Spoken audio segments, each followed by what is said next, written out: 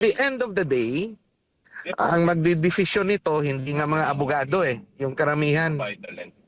Kahit ano kagaling ng mga abogado, yung magdidesisyon nito, mga politiko na may kanya-kanyang konsensya, may kanya-kanyang biases, may kanya-kanyang kaalyansa. It will be a numbers game. Kung nakamonitor po kayo, ano pong masasabi ninyo? Meron ng kanya-kanyang panig, pagpapahayag ng mga opinyon at mga kuro-kuro dito pa lang sa pre-trial po, attorney. Ito ba'y normal o parte ito ng strategiya, lalo na ng prosekusyon para ma-set na yung tono sa kanilang magiging gustong ipahiwatig po, attorney? Yung pre-trial, hindi ibig sabihin na lahat ay magkakasundo dyan. So there is the laying down of the issues, ano yung issues. So yung sa issues, yung mga krimen na ina-allege na ginawa ni VP Sara, which will be the ground for impeachment. Yung mga constitutional violation niya raw, no? Yan yung mga issues. Yung evidence of both the prosecution and the defense, ilalatag nila yan.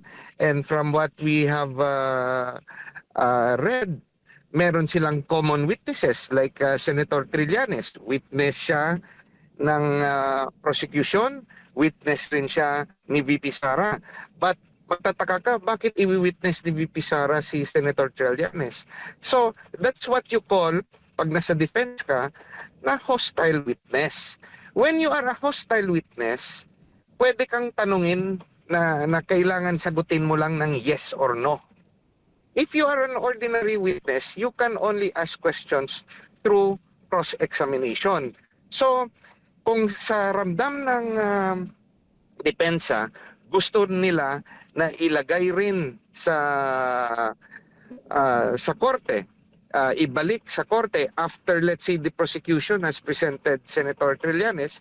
If the defense wants to present him again, they can do so and they can ask questions answerable by yes or no. It is up for the prosecution to also ask a cross-examination, giving the witness the chance to explain. But that is the technique, no? May mga rules of evidence and rules of the trial na ginagamit ng korte na siya rin pagbabasehan ng impeachment court. Unless, ito nga yung problema, because the majority wins. Unless the majority of the impeachment court would rule against a particular matter or issue. So that's why nag-aagawan yung dalawang panig ng control, because whoever is in control can let's say lay down the rules kung anong masusunod, whether an evidence is admissible or not. Opo, at isa rin sa nagkaroon ng debate po sa pre-trial conference ay ang pagmamark ng mga sinasabi nilang common na mga dokumento or kapareho, pero ayaw po ng depensa na sabay na, kumbaga separate yung pagmamark po dito. Pumalag ang prosecution dahil nga po magiging mabagal ang kanilang pag-usad dahilan upang humingi sila ng extension. Pero paliwanag naman ng depensa rito, gusto nila na magkaroon ng sariling marking. Sabi nga dito ni POA, we want our own documents to be marked even if they are similar. These are the documents we will use during the course of the trial. So ibig sabihin may kalayaan din sila para, kasi ito yung gagamitin nila para maging kampante sila po. Ano bang parte ba ito ng strategiya din, attorney? If I am part of the defense, I will separately mark may exhibits, no? Kasi for example, yung sa prosecution, i-mark nila exhibit A, B, C, D, E. Yung sa defense naman, i-mark exhibit 1, 2, 3, 4, 5.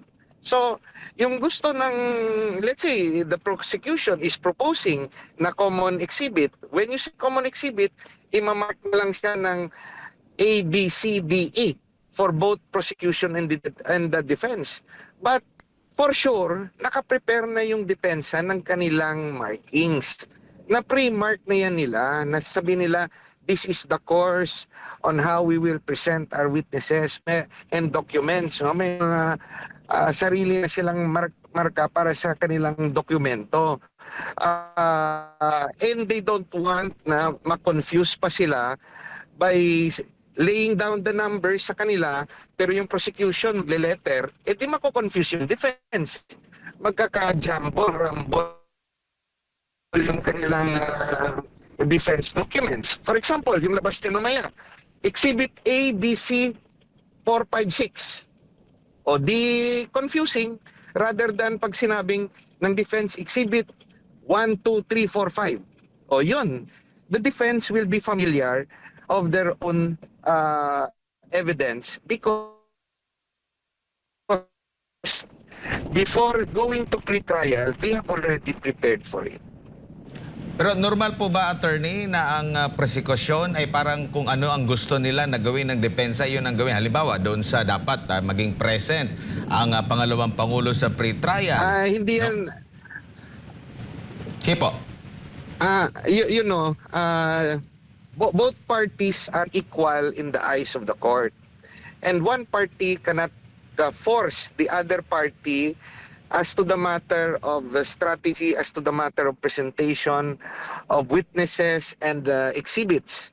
So, minsan nga lang, sa totoong buhay, nagpapalakasan ng boses. Yes, at yung kabila, ayaw ng gulo, papayag na lang na sabi ng sige, joint exhibit yun.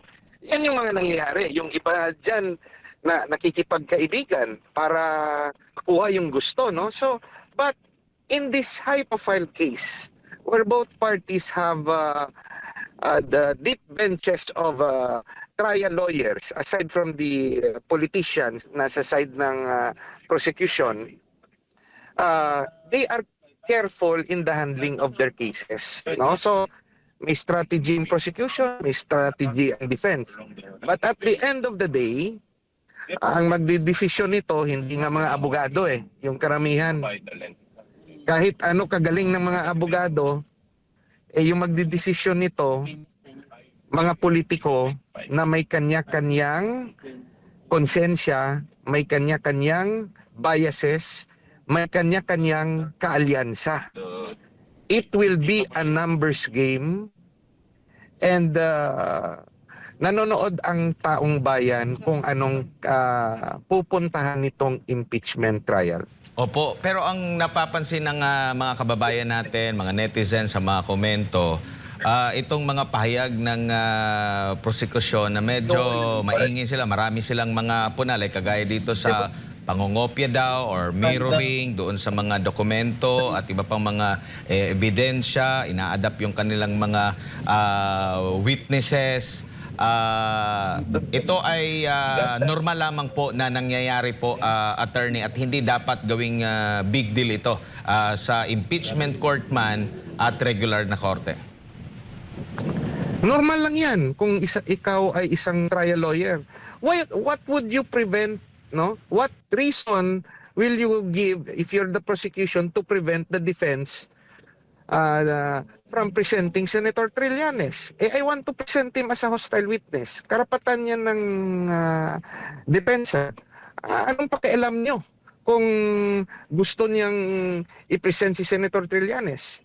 Because sa technique, a trial technique, pag hostile witness, you can present him with questions na hindi prinisinta ng prosecution. If you're the prosecution naman, you will just limit your questions to those questions advantageous to you.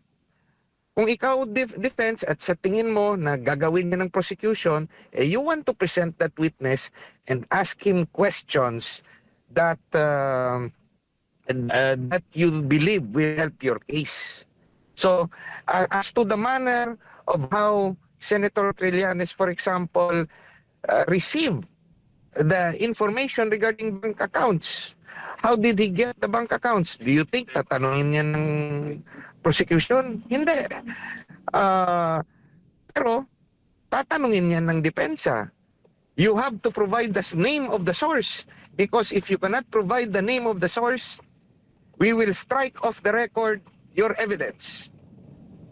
Hindi pwede, it come from a poisonous tree. The fruit cannot be admitted in court because it comes from a poisonous tree.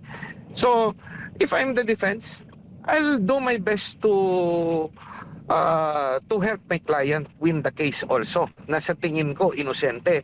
O ay yung mga ginagamit na ebidensya ay kinuha sa illegal na pamaraan. So gagawin ko yan if you are a good trial defense counsel. Opo, at meron pang mga komento yung sa prosecution na tunog lata daw yung pag-aayad doon sa trial brief. Pero kung nakikita po ba halimbawa sa isang regular na korte attorney, kung nakikita mo yung kalaban mo na gumagawa ng mali, di ba pababayaan mo na lang yan? Pero bakit ganito ang sa tingin nyo po ang naging reaksyon ng House prosecution? There is also a propaganda war from all sides, because the fight is not only as to whether there's conviction or acquittal. The fight is also for the heart of the Filipino people. So yung tingin ng iba, kung maiingay sila, papakinggan sila dahil maingay sila. Ang sarap pakinggan sa tenga at they will sound intelligent kung mas maltaas yung boses nila kesa sa kalaban nila. So, yan yung yan yung isang rason kung bakit yung iba sa tingin natin ay grandstanding. Pero sa mga seasoned trial lawyer, you just talk through your evidence and you discuss your case well before the court and not insult the other party, because that's unethical.